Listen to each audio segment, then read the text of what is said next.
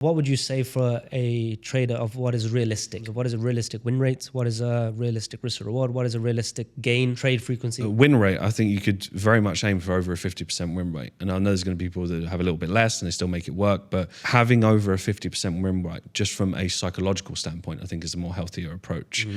From a return point of view, it's going to be strategy dependent, but aiming for these big returns, I just don't think it's going to work longer term, because it skews your understanding as to what is possible in the markets, and you'll forever chase that dopamine hit, right? Yes. So that's another area that traders should focus on, but actually build a plan. Like, actually know and do the numbers. Like, most people obsess over capital goals, but they don't really know what they're going to do with that money. They don't know what it's going to give them, right? So if I say to a trader, right, they want to trade 400K, I was like, right, so what does your lifestyle look right now? How much are your expenses? What's the plan? That most people, they don't take themselves seriously, and they wonder why they don't get there in the first place. Realistically, you can make 5% per month. I'm sure people are going to say, oh, you can make more than that. But at 5% a month on average, on a decent sized capital, you can live a top 1% life. And if you stop fantasizing over the bigger returns, and it's not for me to say, look, don't do your 3-to-1s. I don't want people to miscommunicate. It's not about that. It's about understand what comes with the territory of all these different things.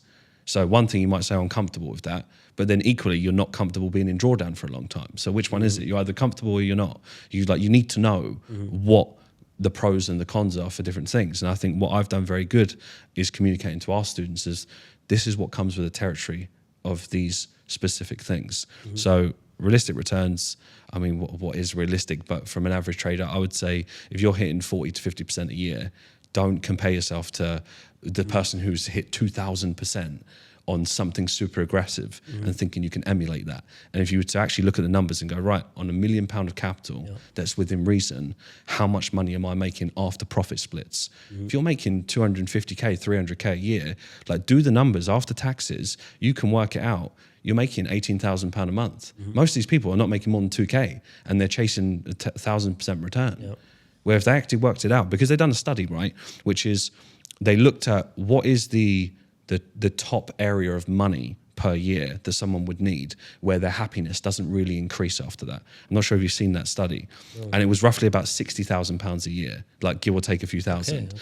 And then they studied it and said, right, if we increase the responsibility for these individuals and they earn 70K or 80K and it went up to something like 100, there was no increase in happiness, because people fundamentally just want their needs met. They want to know the mortgage or the rent or the bills, the slightly nicer car is taken care of. Like, don't obsess over these superficial things that are really and truly not going to make you happy in the long run anyway. And I know that could be, well, that's your belief. That's fine. But we have millionaires that commit suicide. So money's not the answer. Fulfillment, relationships, from my perspective, has been the biggest thing. So if you could prioritize that and make a real game plan and say, look, I don't need to, it's not limited for you to want to earn £250,000 a year, because you can build after that. But incrementally scale up. Forget about the big numbers. Just get yourself to trading well on 100K. Have good discipline. Be proud of yourself that you can actually stick to that. And then you can scale from there.